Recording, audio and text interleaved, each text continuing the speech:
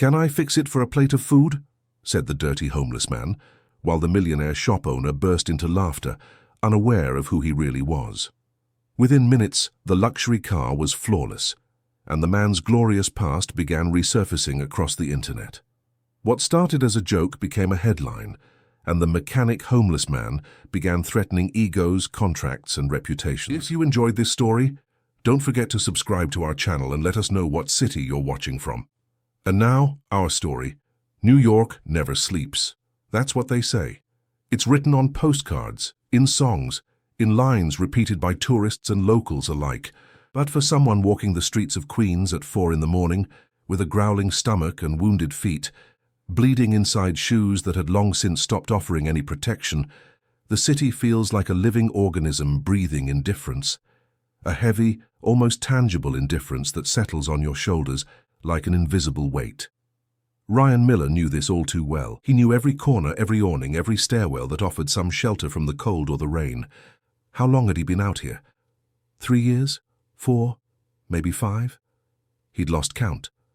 The days blurred into a monotonous sequence of grey dawns that brought hunger, scorching afternoons that burned his exposed skin, and freezing nights under overpasses where the sound of passing cars never ceased. The clothes he wore had been the same for weeks. A worn-out t-shirt, once blue, now an indefinable color, a pair of jeans ripped at the knees, busted sneakers that barely protected his feet from the hot asphalt or the rain. But there was one thing he had never abandoned, something he kept close to his chest, hidden in the inner pocket of an old jacket he insisted on carrying, even in the heat. A photograph. Small, yellowed at the edges, creased from being folded and unfolded so many times. In it, a little girl with curly hair smiled with sparkling eyes. Sophia, his daughter, his reason, his torment. There was a time when the name Ryan Miller echoed on racetracks all across America. It didn't just echo. It dominated. It was whispered with reverence in the pits, shouted with euphoria from the grandstands, printed in bold letters in sports headlines. A genius of speed, they said. Golden hands. The one who spoke to machines in a language few mortals could understand. He won championships with a disconcerting ease, with an almost supernatural precision, as if the car were an extension of his own body, his own thoughts. Every turn was calculated to the millimeter. Every overtake was a work of art in motion. Every victory was the confirmation of a talent that seemed to have no limits. Sponsors were fighting over him. Companies offered multi-million-dollar contracts. Magazines splashed his face on their covers, always with that confident smile, that glint in his eyes that told the world he was invincible. Kids in the stands held up signs with his name, asked for autographs with eyes full of dreams. And he, drunk on fame, intoxicated by success, believed that nothing could stop him. His arrogance grew in proportion to his victories, feeding on the applause, the camera flashes, the constant adulation. The applause fed an ego that no longer fit inside him, that overflowed into increasingly reckless, increasingly destructive behavior. But the fall, when it came, was brutal, devastating, irrevocable. One night, a party that stretched into the early hours, too much champagne, too little caution, a conscience clouded by a toxic mix of alcohol and vanity. Sophia's voice on the phone, asking, begging him to come home. It was her birthday the next day. She wanted to wake up and see him there. But he, laughing loudly, his voice slurred and dismissive, said he was too busy for childish nonsense. He hung up on her. He didn't even hear the crying that followed on the other end of the line. Then the car.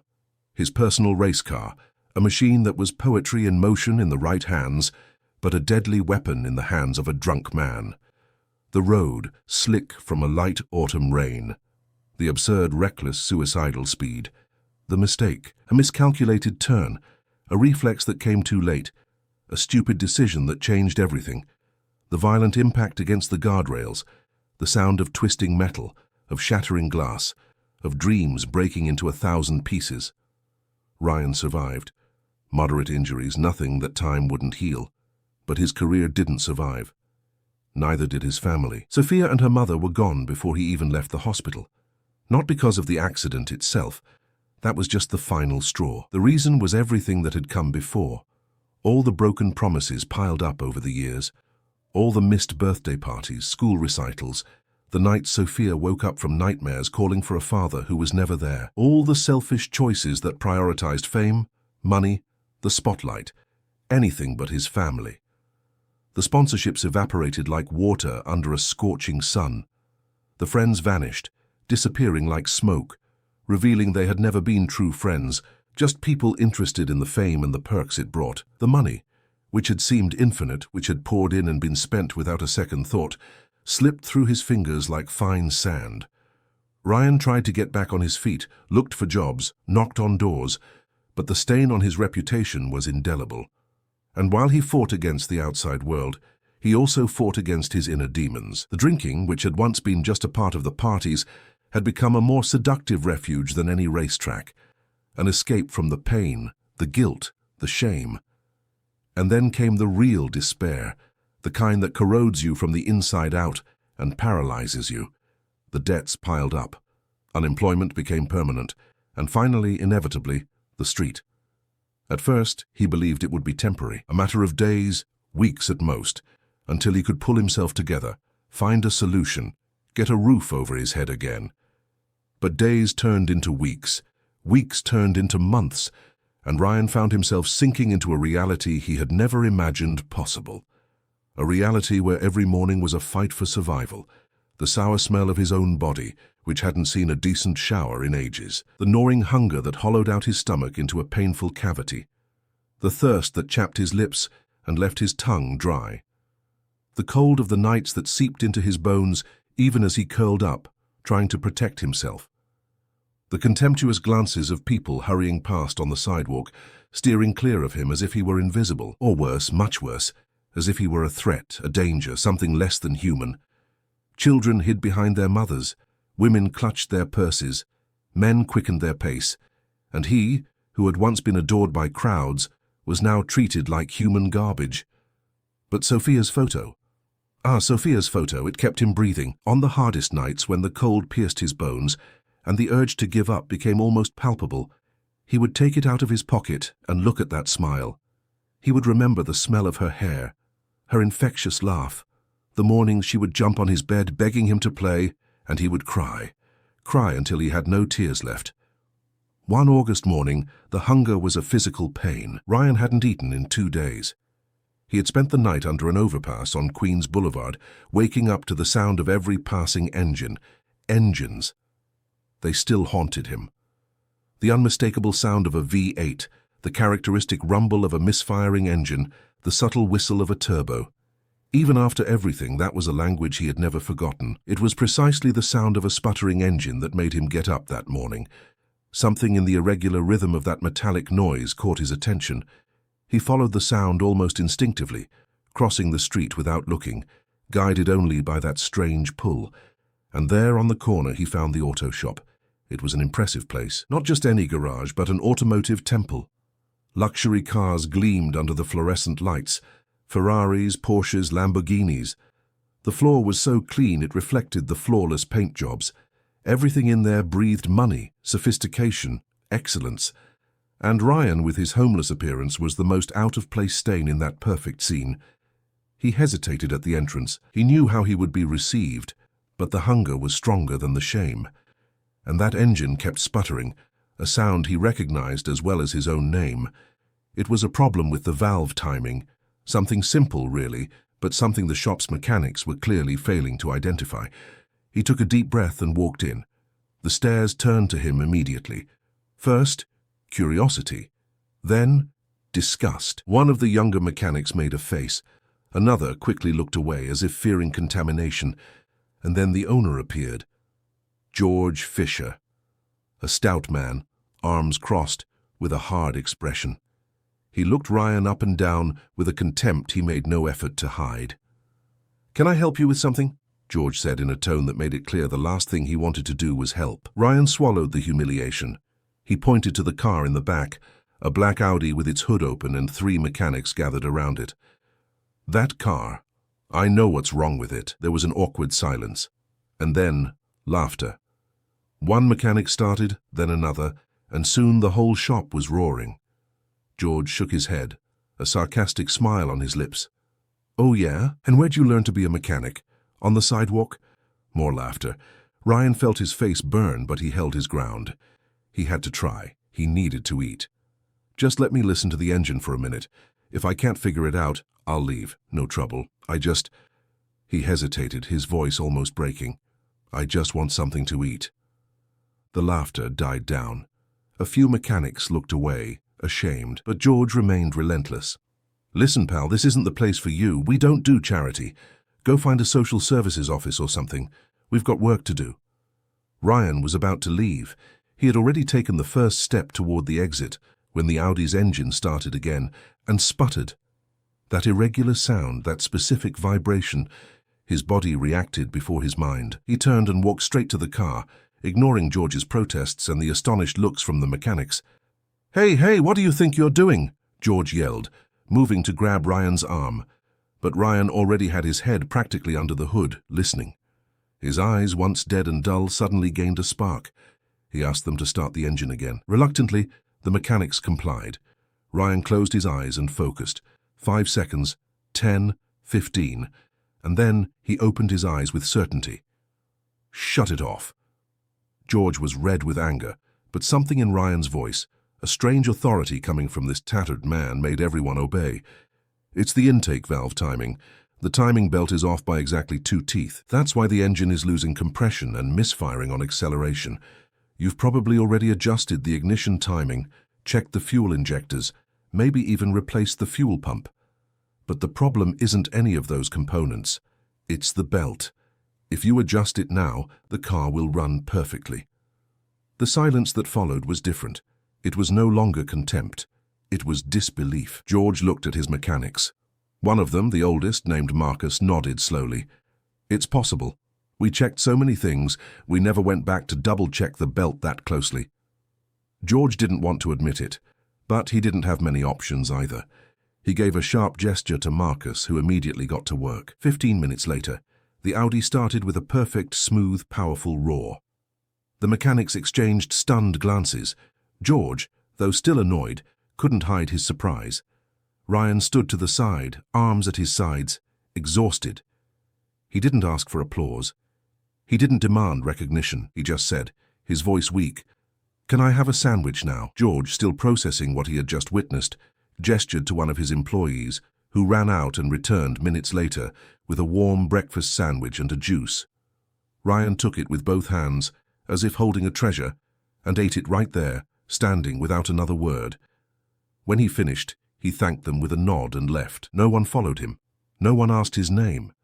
And he went back to the street carrying Sophia's photo against his chest and a strange, almost forgotten feeling. Something that might have been the beginning of a purpose, or maybe just the distant echo of the man he once was. A few days passed. Ryan continued his routine of survival, but something in him had changed. The engine he had fixed kept running through his mind, not with pride but with a restlessness, as if a dormant part of him had been prodded and was now reluctant to go back to sleep. And then, on a hot Wednesday afternoon, he returned to the shop. Not because he wanted to, but because he heard the sound. Another engine in trouble. This time, the urgency in the air was palpable. A woman was screaming, desperate, holding a small child in her arms. Her car, a white Honda Civic, was stalled right in front of the shop, smoke pouring from the hood. She needed to get her son to the hospital. His fever was dangerously high, and the car had just died. George and the mechanics were gathered around trying to figure out the problem, but the car refused to start. The woman was crying, pleading. Someone had already called an ambulance, but New York traffic was relentless. It could take hours. Ryan, watching from a distance, felt something tighten in his chest. It wasn't ordinary compassion. It was something deeper, visceral. The memory of Sophia being sick years ago and him far away at some race. The memory of not being there when she needed him most. The memory of all the times he had failed as a father. Without thinking, he crossed the street. He ignored the looks from George, who this time didn't kick him out, but didn't invite him in either. Ryan approached the car, excused himself to the woman, and looked at the engine. The problem was in the electrical system. A short circuit in the electronic fuel injection module. Serious, but not impossible to fix temporarily. He worked quickly. His hands were dirty but precise. He isolated the damaged wire, created a makeshift bypass using tools he borrowed from the mechanics who watched in silence. 7 minutes later, he turned the key. The engine roared to life. The woman let out a cry of relief, put her son in the back seat, and drove off without a backward glance. George and the mechanic stood there stunned. One of them, a young man named Leo, had recorded the whole thing on his phone. Without anyone noticing, he was already sending the video to group chats, captioning it with the words, "This guy is a genius. Who is he?" Ryan once again didn't wait for recognition. He simply walked away, back into the city's shadows. But this time something different happened. He was no longer completely invisible. Someone had seen him. And soon, many others would see him too. The video started circulating, first among small groups, then on local pages. And then, suddenly, it exploded. Thousands of views, heated comments. Who was this man? Where did he come from? How did he know so much about cars? The story of the child being saved touched hearts, and the mystery surrounding the dirty, silent figure fueled curiosity. But for Ryan, none of it mattered. He was under an overpass again, huddled against the night's chill, holding Sophia's photo and whispering a plea for forgiveness she would never hear. And as the city kept spinning around him, indifferent as ever, a woman miles away was watching that video for the 10th time. Maria Sanchez. She worked for an organization that helped people with addiction and those experiencing homelessness. But it wasn't just her job that motivated her. It was the memory of her own father, who had also lost everything and died on the streets before she could save him. She looked at the man in the video. She watched his precise movements, his absolute concentration, the way he walked away without asking for anything. There was something about him, something familiar, and then a detail. A tiny detail that made her pause the video and zoom in. On his arm, though dirty and hidden by his clothes, was a faded tattoo, a symbol she recognized immediately. It was the logo of a famous racing team from the 2000s. Maria felt her heart race. She started searching, names, old photos, articles from a decade ago. And then she found it. A younger, cleaner face, but unmistakable. Ryan Miller, the prodigy driver. The genius of the racetrack, the man who had disappeared after a scandal involving a series of disastrous choices and an accident that ended his career. She couldn't sleep that night. She knew what she had to do. She knew most people would say it was crazy, that he didn't want help, that it was too late. But Maria also knew her father had said the same thing, and she hadn't saved him in time. This time, it would be different. The next morning, Maria set out into the streets of Queens with unshakable determination. She carried only a backpack with water, food, and a blanket, and the certainty that, somewhere in that urban labyrinth, was the man she had to find before it was too late. The video was only 43 seconds long, but those 43 seconds were enough to go viral in a way no one could have predicted. The footage was shaky, recorded in a hurry by Leo, the young mechanic who was in the right place at the right time with his phone in hand. It showed a man of ragged appearance, clothes dirty and torn, unshaven, working on an engine with frightening precision. His hands moved with purpose, with knowledge, with a confidence that contrasted sharply with his appearance. In the background you could hear the desperate cries of a woman holding a child, and then, as if by magic, the engine started. The woman ran to the car, and the man simply walked away, disappearing into the shadows of the street, without waiting for thanks, without waiting for recognition, without waiting for anything. The video's title was simple but effective. Homeless man saves child by fixing car in record time. Professional mechanics were stunned.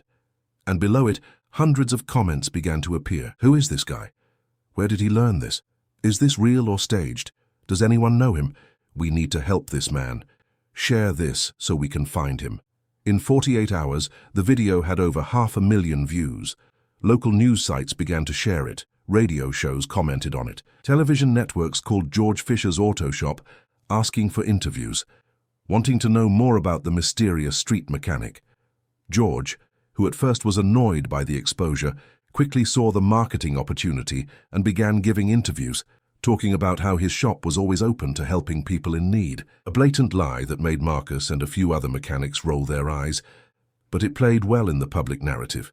But amidst this avalanche of attention, one person was watching the video with a different purpose. Maria Sanchez was in her small apartment in the Bronx, sitting on the worn-out sofa that was one of the few things left from the house where she grew up. She was 32, with brown hair tied back in a practical bun, and tired eyes from seeing suffering every day, but refusing to harden her heart. She worked for a non-profit called Fresh Start, which offered support to people with addiction and those experiencing homelessness. It was hard work, low-paying, emotionally exhausting, but for Maria it wasn't just a job. It was a mission, a promise she had made to her father, even if it was too late to save him. She paused the video at the exact moment the man turned to the side. She zoomed in, and there, despite the poor quality of the recording, despite the dirt and torn clothes, she could see it. His left arm, a faded, almost imperceptible tattoo. It was the symbol of a racing team. Maria knew that symbol. Her father, before everything fell apart, before the drinking took over, before the street became his only address, used to watch car races religiously. It was his escape, his passion. And he would talk about Ryan Miller as if he were a god. The genius of the racetrack, the man who made the impossible look easy. Maria felt her heart pound. She opened her laptop and began to search frantically. Ryan Miller, race car driver, America. Old photos started to appear. A young, handsome man holding trophies, smiling with excessive confidence. Headlines about impressive victories. And then, the headlines changed their tone. Accident, scandal, downfall, disappearance. The last news about him was from 4 years ago. After that, silence, as if he had been erased from existence. Maria compared the old photos with the frozen image from the video. The years had been cruel. The street had taken its toll, but the eyes were the same. That intensity, that focus when he was working. It was him. It had to be him. She didn't sleep that night. She stayed up planning. She knew it would be difficult to find him. People experiencing homelessness often avoided contact, were suspicious of offers of help, and moved around constantly to avoid trouble. But Maria had experience. She knew the places where they took shelter. She knew the language, the codes, the right way to approach without scaring them off. The next morning, a cloudy August Friday that brought that fine, misty drizzle typical of New York, Maria left home before sunrise. The sky was still dark, painted with deep blue hues that would gradually give way to the city's characteristic gray. She wore simple, practical clothes, durable jeans, a long-sleeved shirt, a light jacket, nothing that would draw attention, nothing that would mark her as different. She carried a backpack with water, food, sandwiches she had made the night before, a clean, carefully folded blanket, and some basic hygiene items like soap, a toothbrush, and towels. It wasn't charity in the traditional sense, that giving with superiority, with pity, with a safe distance. It was respect. It was recognizing the humanity in those whom society insisted on making invisible, on pushing to the margins, on treating as a problem instead of a person. She started in Queens, near the auto shop where the video was filmed. She walked the still empty streets, observing every corner, every space under the awnings, every person wrapped in cardboard trying to shield themselves from the early morning chill. She asked other homeless people, always with respect, always introducing herself, explaining that she wasn't a cop, not an official social worker, just someone wanting to help. She showed the photo on her phone, the frozen image from the video. Most averted their eyes, shook their heads, and moved on quickly, protecting themselves from the possibility of involvement, of trouble, of hopes that could be broken. But some, the older ones, those who had been on the street for so long they had lost the fear of talking, who had nothing left to lose, gave her clues. There's a guy who hangs out over there near the overpass. He keeps to himself, doesn't talk much, doesn't mix with anyone. Sometimes he disappears for days, then shows up again, always holding a photo. Maria followed the clues like someone following breadcrumbs in a dark forest. Every piece of information was valuable, no matter how small. She passed through parks where groups gathered to share food. She passed under bridges where they improvised shelters with cardboard and tarps. She passed through alleys where the smell of urine and garbage was so strong she had to breathe through her mouth. And in each place she asked the same question, showed the same photo, and received the same vague answer or the same silence. 4 days. That's what it took. 4 days of walking from sunrise to sunset, returning home at night with sore feet and a heavy heart, but waking up the next day with the same determination. And then, on a Tuesday afternoon, she saw him. He was sitting under an overpass on the Long Island Expressway, leaning against a graffiti-covered concrete pillar. His clothes were the same as in the video. His face was thin, his eyes sunken. He was holding something against his chest, a photo. Even from a distance, Maria could see the careful, almost reverent way he looked at that image. She approached slowly. She didn't want to startle him. She didn't want him to run. She stopped a few feet away and waited. Ryan looked up, saw her standing there, and his expression immediately hardened. It was the look of someone used to being shooed away, rejected, judged. "What do you want?" he asked, his voice hoarse from disuse. Maria took a deep breath. "Your name is Ryan Miller." It wasn't a question. It was a statement, and the effect was immediate. Ryan tensed up. His muscles stiffened, his eyes widened with a mix of surprise and fear. It had been years since anyone had called him by his name. Years since anyone had recognized him. He was just another invisible, another disposable person on the streets of a city that didn't care. "Who are you?" he asked back, suspicious. "My name is Maria. I work for an organization that helps people.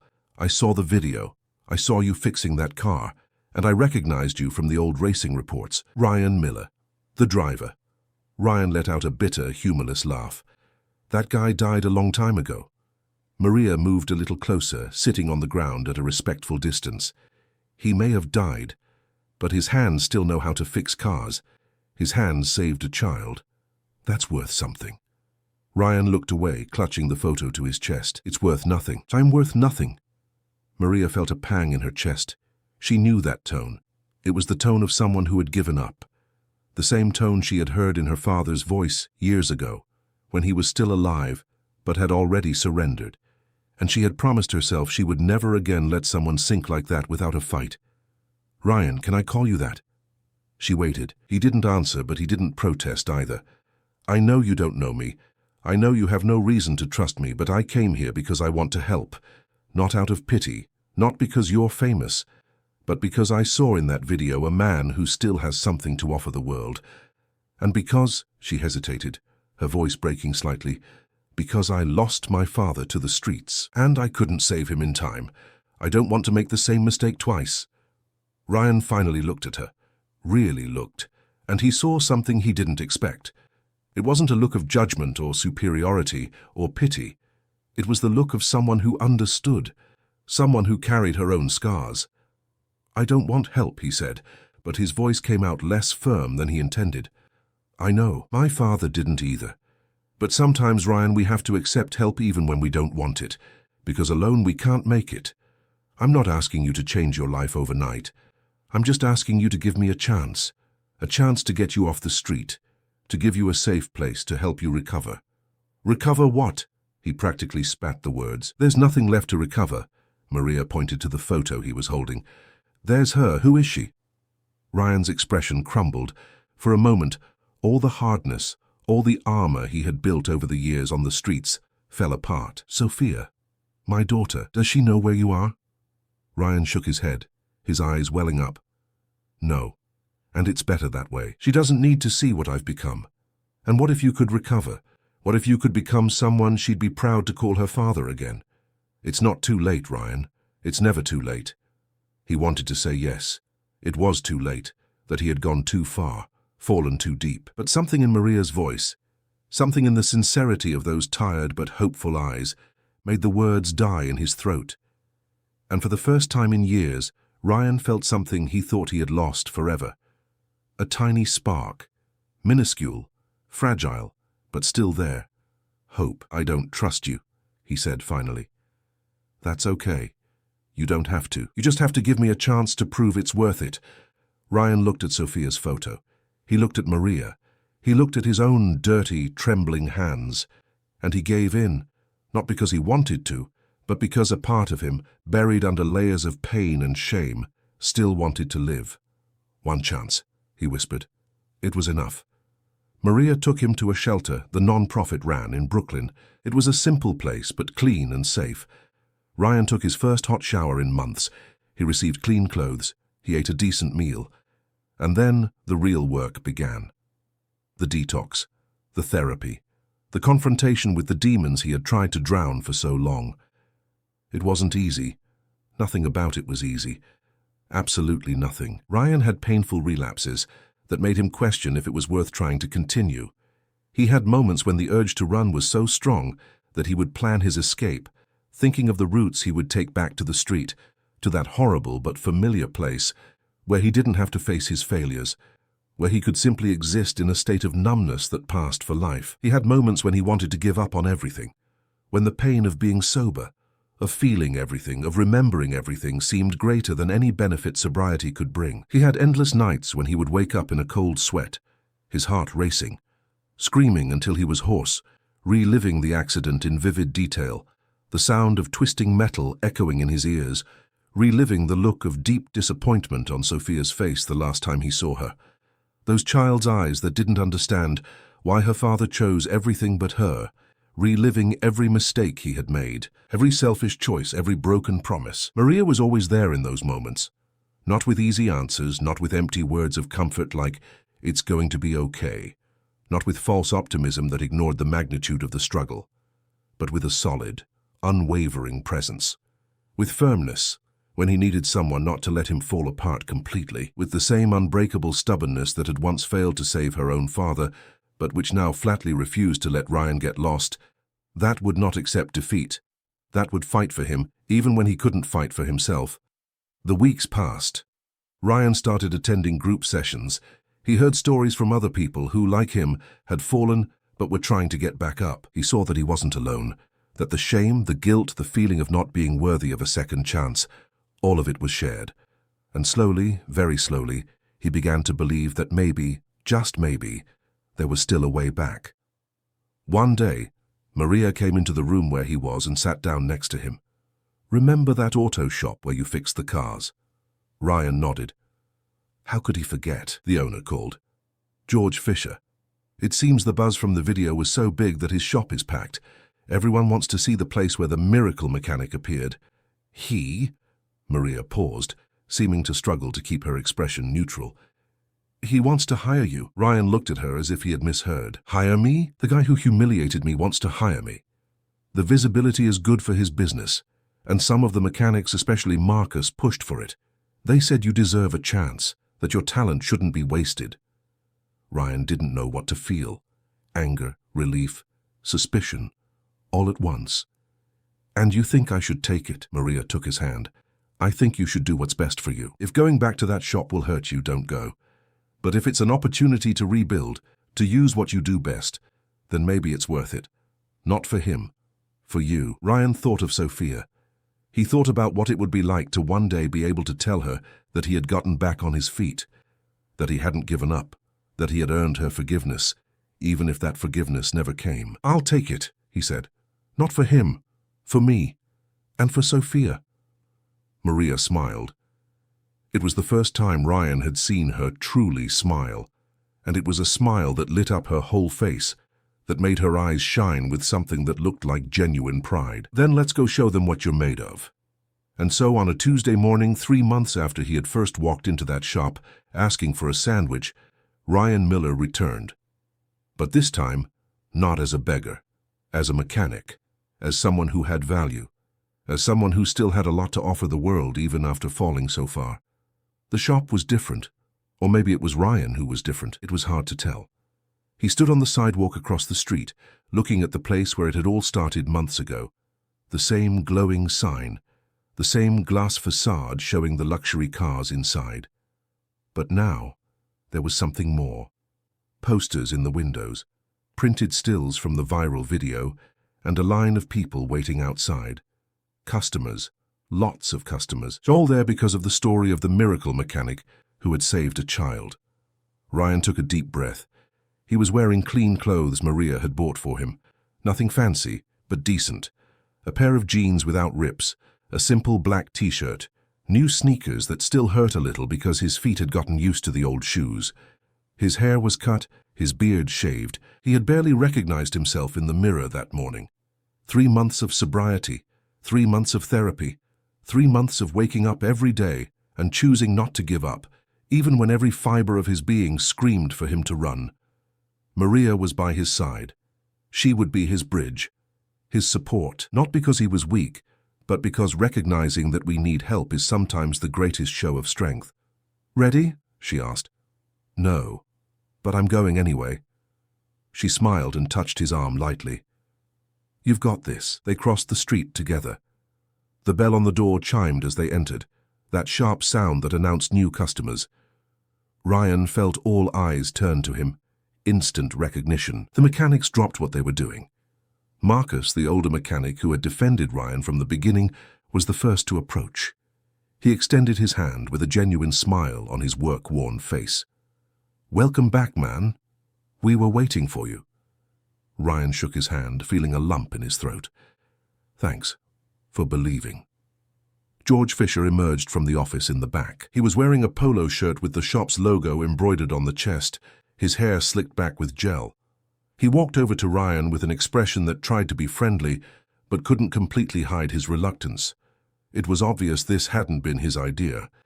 The team had pressured him. The video's visibility had demanded it, but George wasn't a man to admit he was wrong or to embrace changes he didn't control. "Ryan," he extended his hand mechanically. "Welcome to the team. I hope we can have a productive partnership." The word partnership sounded fake, but Ryan accepted the handshake. "I'll do my best." "Great." George clapped his hands once, ending the moment. "Marcus will show you where everything is. We've got a lot of work today. A lot of new customers wanting to meet the famous mechanic." There was sarcasm in his tone, but Ryan ignored it. He wasn't there to feed George's bruised ego. He was there to rebuild his own life, brick by brick. The first few days were strange. Ryan worked in silence, focused, while curious onlookers showed up just to see him. Some took pictures, others asked invasive questions about his life on the streets. He answered with monosyllables or not at all. He let his work speak for him, and his work spoke volumes. Every car that passed through his hands left running perfectly. Problems that other mechanics took hours to diagnose, Ryan identified in minutes. It was as if the years on the street, as brutal as they had been, hadn't erased his gift. They had only put it to sleep. Maria visited frequently. She brought him food, chatted during his lunch break, and asked how he was really feeling, not the automatic "I'm fine" that people say without thinking. And Ryan slowly began to trust her in a way he trusted no one else. She had become more than a savior. She was a friend, the first real friend he'd had in years. It was on a Thursday afternoon, 2 weeks after he started, that everything changed. A car pulled into the shop. It wasn't just any car. It was a gleaming red Ferrari F8 Tributo, flawless on the outside but completely dead on the inside. The engine simply refused to start, and the car's owner was even more impressive than the vehicle. Edward Vance, a well-known businessman, owner of a chain of imported car dealerships, famous for his arrogance and for treating people like disposable parts. He strode into the shop as if he owned the place, wearing expensive sunglasses, a designer suit and shoes that probably cost more than any mechanic's monthly salary. He tossed the Ferrari keys onto the counter with disdain. "I want this running by tomorrow morning, no excuses." George practically bowed. "Of course, Mr. Vance. We'll do our best." Edward glanced around the shop with an expression of someone who was assessing everything and finding it all lacking. His gaze stopped on Ryan, who was working on an Audi in the back. "Is this the so-called mechanic bum?" The word bum was spat with such contempt that Marcus clenched his fists. But Ryan didn't react. He just kept working. George tried to smooth things over. "That's Ryan, one of our best mechanics now." Edward let out a short, sharp laugh. "Best? A Ferrari is a work of art, not something just anyone can fix. I hope you have someone qualified to work on my car. I don't want that one anywhere near it." Ryan felt the anger rise, hot and familiar. The same anger that in the past had led him to make impulsive, destructive choices. But he took a deep breath, counted to 10 as he'd learned in therapy, and let it go. It wasn't worth it. This wasn't about Edward. It was about him. George, ever the opportunist, saw a chance. "Mr. Vance, what if I make you a proposition? If Ryan can fix your Ferrari, the service is on the house. If he can't, you'll never have to pay for another service here again." Edward raised an eyebrow, amused. Interesting, but what if he messes up the car even more? We'll pay for the damages, George said quickly, without consulting anyone, betting everything without thinking of the consequences. Edward considered it for a moment, then smiled like a predator who had just found easy prey. Deal. But when this one fails, and he will fail, I want a public apology. This viral video is just cheap publicity. Ryan finally turned around, wiping his hands on a rag. Can I see the car? Everyone looked at him, surprised. George seemed torn between relief and panic. Edward frowned, annoyed at being interrupted. What did you say? Ryan walked over to the Ferrari, circled it, observing every detail. Can I see the engine? Edward made an impatient gesture. Do whatever you want. But when you fail, I want to be here to see the look on your faces. Ryan asked for the key and opened the hood. The engine was immaculate, as expected. Ferrari owners keep their cars like jewels. But something was wrong. He closed his eyes and asked someone to try to start it. The engine turned over but wouldn't catch. The sound was distinctive, a problem in the fuel injection system, but not a common one. It was something more subtle, more complex. Ryan worked for 6 straight hours. Edward stayed there the whole time, sitting in a chair in George's office, making a point of showing his doubt, waiting for the failure. George was sweating bullets, mentally calculating how much this was going to cost if Ryan couldn't do it. The other mechanics watched from a distance, some cheering silently, others doubtful. Maria showed up in the middle of the afternoon, saw the scene, and understood immediately what was happening. She sat in a corner and stayed there, a silent but constant presence. When Ryan passed her to grab a tool, she held his arm for a second and whispered, "You can do this. I believe in you." Ryan nodded, got what he needed, and went back to work. The problem was in the electronic control unit. A damaged chip was causing a communication failure between the fuel injection and ignition systems. It was a rare defect, something only someone with deep experience and knowledge could identify. Ryan replaced the chip, reconfigured the system, and checked every connection, every sensor, every wire.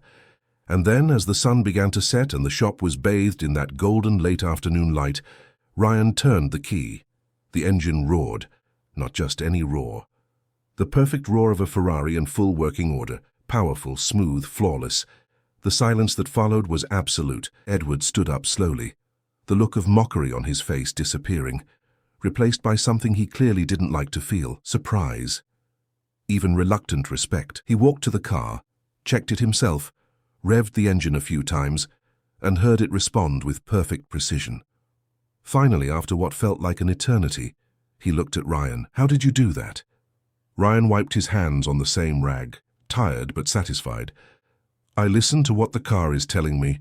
I always have." Edward stood there for a few more seconds, clearly wrestling with his own pride. Then he pulled a leather wallet from his suit jacket and took out a business card. He held it out to Ryan. "You're good. Better than I expected. If you ever want to get out of this place, give me a call. I pay well." Ryan looked at the card but didn't take it. "I'm good where I am." Edward let out a short laugh, shook his head, left the card on the Ferrari's hood, and walked out. Without thanking George, without looking back, he just left, taking with him a defeat he wouldn't admit, but that everyone there knew had happened. As soon as Edward was gone, the shop erupted in celebration. Marcus gave Ryan a bear hug. The other mechanics clapped him on the back, shouted congratulations, and laughed with relief. Even George, always reserved, allowed himself a smile and said this was excellent for business. But in the middle of the impromptu party, Ryan looked for Maria. She was leaning against the wall, her eyes shining with what looked like pride mixed with relief. He walked over to her, and she hugged him. A simple, wordless hug that said everything that needed to be said. "You did it," she whispered.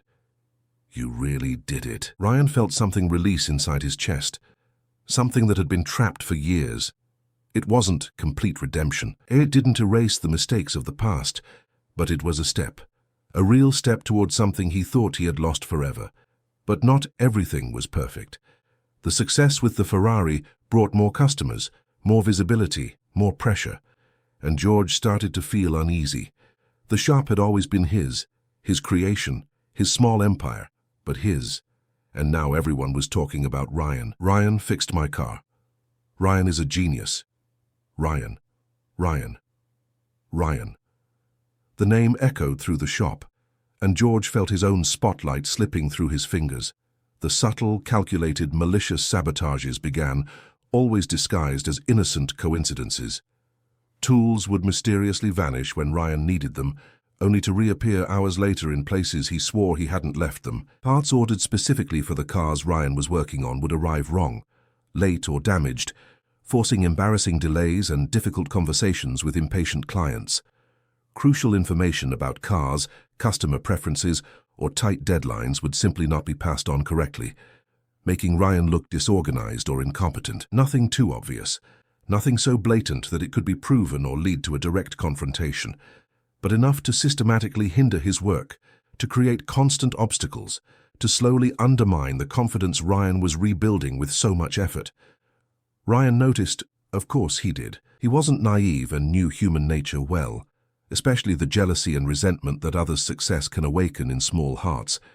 But he didn't react with explosive anger, didn't let his old destructive impulsiveness take over, didn't confront George publicly or create unnecessary drama. He had learned through intense pain and difficult patient therapy that not every battle needed to be fought with the same weapons, that sometimes the best response wasn't to retaliate, but to simply keep doing the best work possible and let the quality speak for itself with an eloquence no argument could match. And it spoke. Every car that left the shop with Ryan Miller's touch ran better than before. Customers came back specifically asking for him. His reputation grew, not through marketing or advertising, but through pure and simple quality. Maria remained his anchor, his safe harbor in a storm that still sometimes felt endless. On the difficult days, and there were still many difficult days, when the temptation to give up crept back like a snake in the grass, when painful memories of the past attacked without warning, leaving him paralyzed with shame and regret, when the loneliness of the night felt unbearable, and the walls of his small apartment seemed to close in on him, suffocating him, he would call her. And she was always there, incredibly always there, sometimes with carefully chosen words of support and encouragement, sometimes just listening in respectful silence, letting him empty his pain through stumbling words and tears he could no longer hold back, but always present, always constant, always as firm as a rock in a stormy sea. It was she who suggested on a quiet Saturday afternoon, while they were having coffee at a simple neighborhood diner, that he tried to contact Sophia, not as a father demanding rights he had lost through his own behavior, not demanding attention or forgiveness he didn't deserve, but as a broken man humbly asking for forgiveness, offering a way back, but demanding absolutely nothing in return, leaving it up to Sophia to choose whether to accept or reject that invitation to reconnect. Ryan thought a lot about it. He spent entire nights awake, pondering. He wrote endless letters he never sent, tearing them into small pieces and throwing them away. He drafted messages in apps that he deleted before finishing, his finger trembling over the send button but never finding the courage to press it. He was afraid. A deep, paralyzing fear of the rejection that would likely come. Fear that Sophia would see him as the walking failure he still believed himself to be in his darkest moments.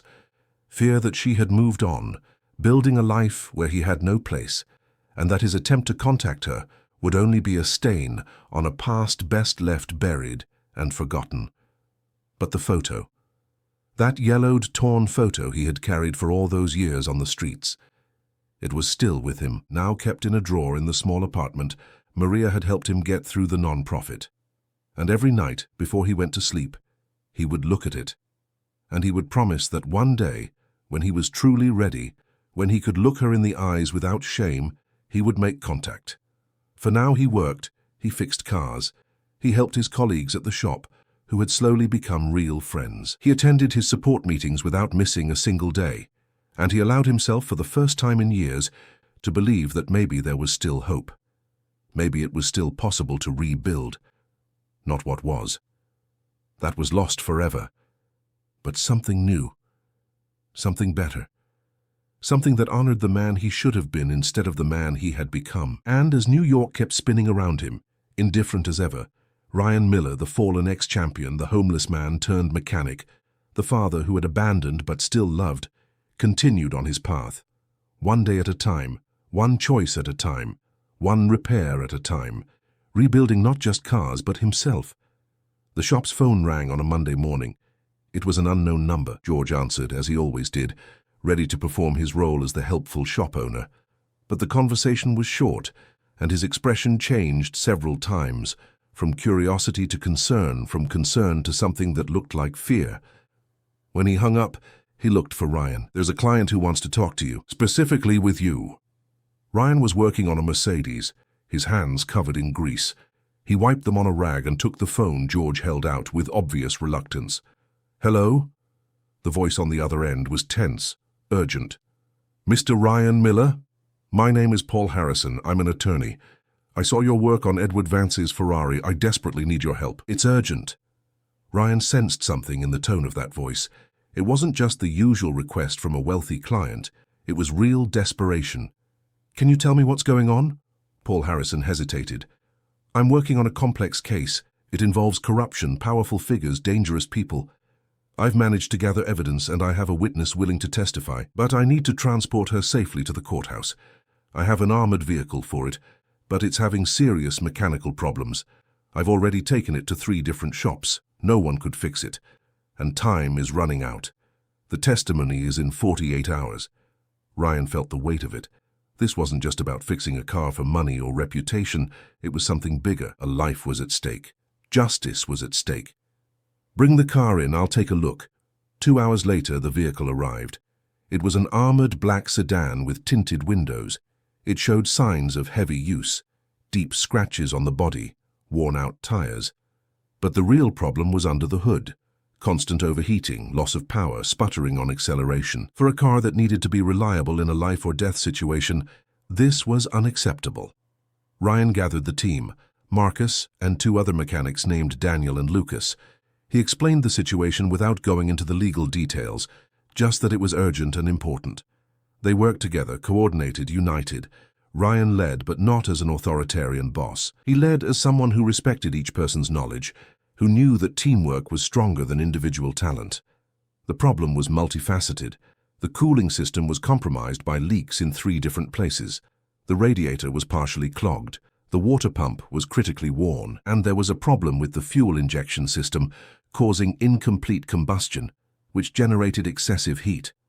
It was a complex puzzle that required not only technical knowledge, but also creativity and work under pressure. 6 hours. That's how long it took. 6 hours of intense, focused work, where everyone gave their all. They replaced parts, cleaned components, adjusted systems. Ryan tested the car himself, driving it around the neighborhood, pushing the engine, checking every response. When he returned, he was sweating but satisfied. "The car is perfect now. It'll handle whatever you need." Paul Harrison, who had been pacing nervously the entire time, let out a deep sigh of relief. "I don't know how to thank you. How much do I owe you?" Ryan shook his head. "Nothing. Just promise me you'll get justice, that you'll protect that witness, that you'll make it count." Paul Harrison shook Ryan's hand firmly, his eyes welling up. "I promise, and I'll remember what you did here." The lawyer took the car. 2 days later, the news broke. Key witness testifies in major corruption case. Criminal network exposed. Arrests made. Justice had been served. And though Ryan's name didn't appear in any headlines, he knew he had played a part. That his hands, which had once destroyed so much, had now helped build something good. But every action has consequences, and those consequences aren't always predictable. A week after the testimony, strange things started happening. The shop's windows were broken during the night. Threatening graffiti appeared on the walls. Anonymous threats came in over the phone. The atmosphere in the shop changed.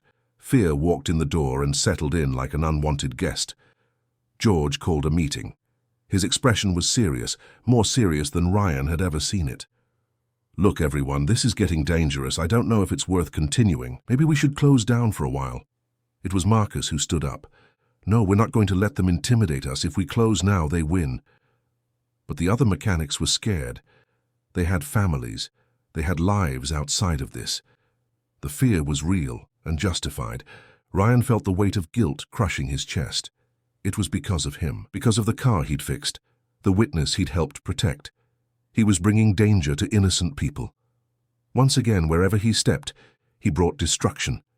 He stood up, his voice heavy with pain. "I'll leave. It's my presence that's causing this. If I go, you'll all be safe." Maria, who was there for support, grabbed his arm.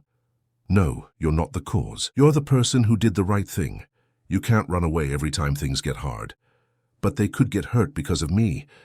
It was Daniel, one of the younger mechanics, who spoke up. "Ryan, when I got here, I was just another mechanic. But working with you, I learned what excellence means. I learned that our work matters, that we can make a difference. I'm not letting you leave because some cowards are trying to scare us off." One by one, the others agreed. Even though they were afraid, they chose to stay. They chose to fight. And in that moment, Ryan understood something fundamental. He wasn't alone anymore. He had people who believed in him, who were willing to stand by his side. They increased security. They installed cameras, hired a night watchman. The local community, which had grown to respect the shop and especially Ryan, also helped. Neighbors started keeping an eye out, reporting suspicious activity. And slowly, the threats subsided.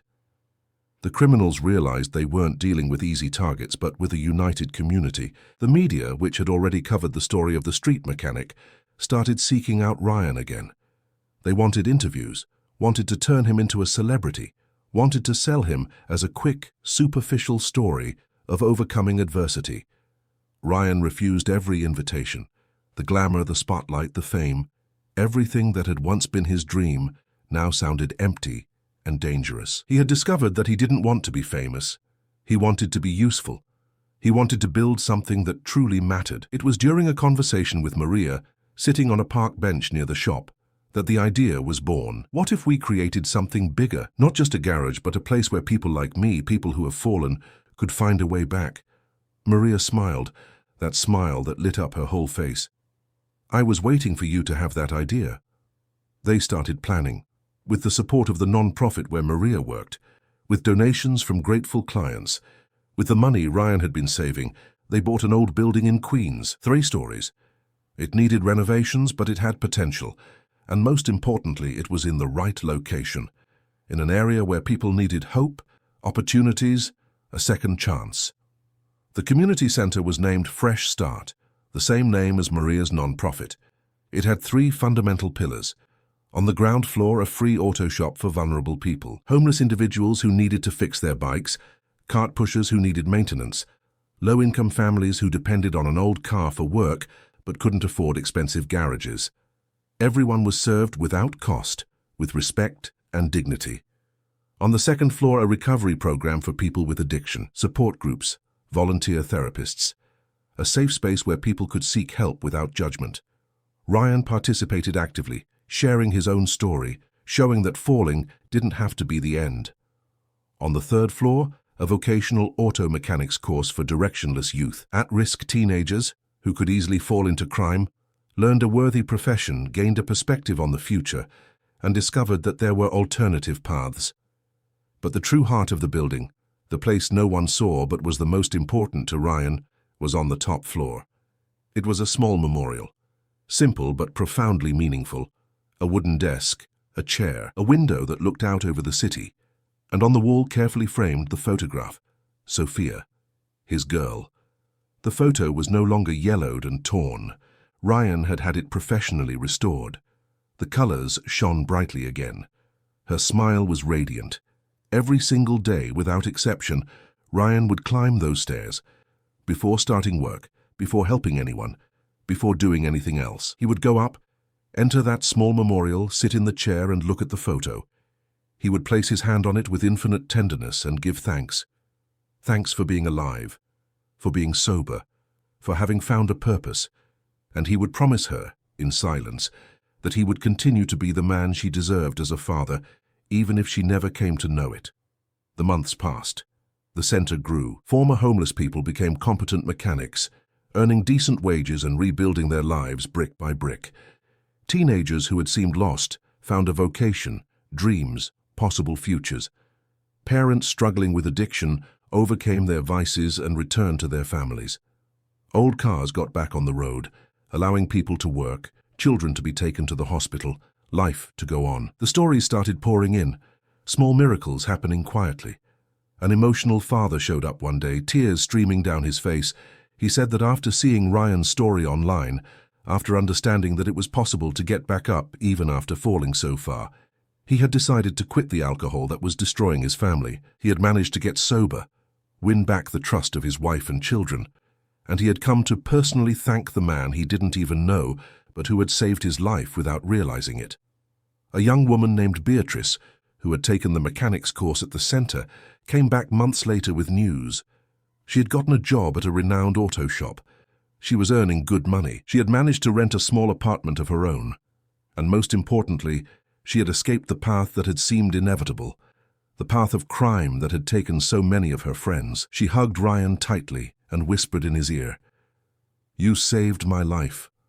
I was going to give up on everything, but you showed me there's another way." An elderly couple showed up with a homemade cake. They said their old car, the only valuable thing they owned, had broken down. With no money to fix it, they were about to lose it. But the free garage at Fresh Start had fixed it at no charge. And now the husband, a retiree, could go back to making his deliveries of artisanal honey cakes that supplemented their tight income. The wife cried as she told the story. "You don't know what this meant to us. It wasn't just the car, it was our dignity. It was feeling like someone cares." The stories multiplied, each one small in itself, but together forming a beautiful tapestry of transformed lives, renewed hopes, and embraced second chances. Ryan listened to each story with a mixture of humility and gratification. He didn't see himself as a hero. He saw himself as someone who was simply doing what he should have been doing all along, using his gifts to serve, to help, to build, instead of destroy. Maria was always by his side, an inseparable partner. They never spoke openly about what they felt for each other. They didn't need to. The love was there, silent but deep, growing naturally like a strong tree. She was his foundation. He was her inspiration. Together they were stronger than they could ever be alone. On a Saturday afternoon, 2 years after the center opened, Ryan was in the memorial as always. He was looking at Sophia's photo, talking to her in his thoughts, telling her about the work, about the people being helped, about how he tried every day to be worthy of her, even from a distance. And then his phone rang. Unknown number. He thought about not answering, but something made him press the green button. "Hello?" There was silence on the other end. Then a voice. Feminine, young, trembling slightly. "Is this Ryan Miller?" Ryan's heart stopped. He knew that voice. Even after so many years, even changed by adolescence, he knew it. "Yes, this is him. This is Sophia. Your daughter." The world stood still. Ryan couldn't breathe. He couldn't think. He could only feel the overwhelming emotion taking over every cell in his body. Sophia, his girl. She had called. She had looked for him. "Sophia," he whispered, his voice breaking. "My daughter. I don't even know what to say." She took a deep breath on the other end of the line. "I saw your story online. I saw what you've done. The community center, the people you've helped, and I wanted to meet that man. I don't know if I can call you Dad yet, but I wanted to meet him." Ryan wiped away the tears that were streaming uncontrollably. "I understand. You don't owe me anything. I failed you in every way possible. But Sophia," he looked at the photo on the wall, "I just want you to know that not a single day has gone by that I haven't thought of you, that I haven't loved you, that I haven't wanted to be better for you." There was silence. Then Sophia spoke. "Can we meet? Just to talk. No promises. Just to see where this could go."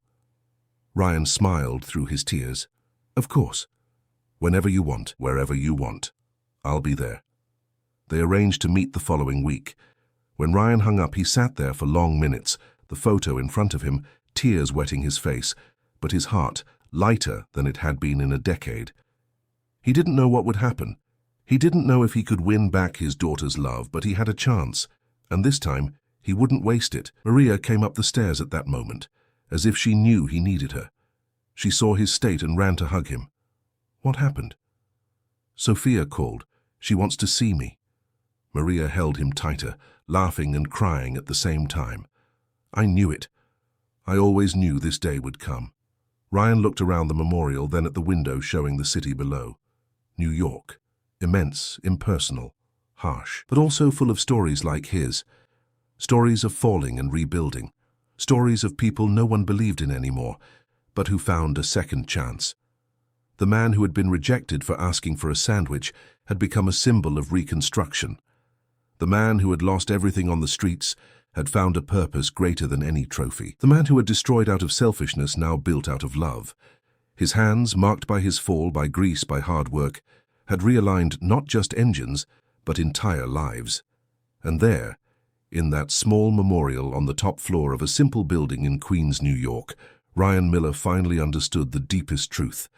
The track that really mattered wasn't for racing, it was the track of life. And on that track, he was finally on the right path, one repair at a time, one life at a time, one choice at a time, until slowly the broken man became whole again. End of story. Dear listeners, we hope the story of Ryan Miller and Maria has deeply touched your heart. If you were moved by this journey of downfall and reconstruction, if you felt the power of a second chance, please leave a like, subscribe to the channel, and tell us in the comments which part resonated with you the most. Was it Ryan and Maria's meeting?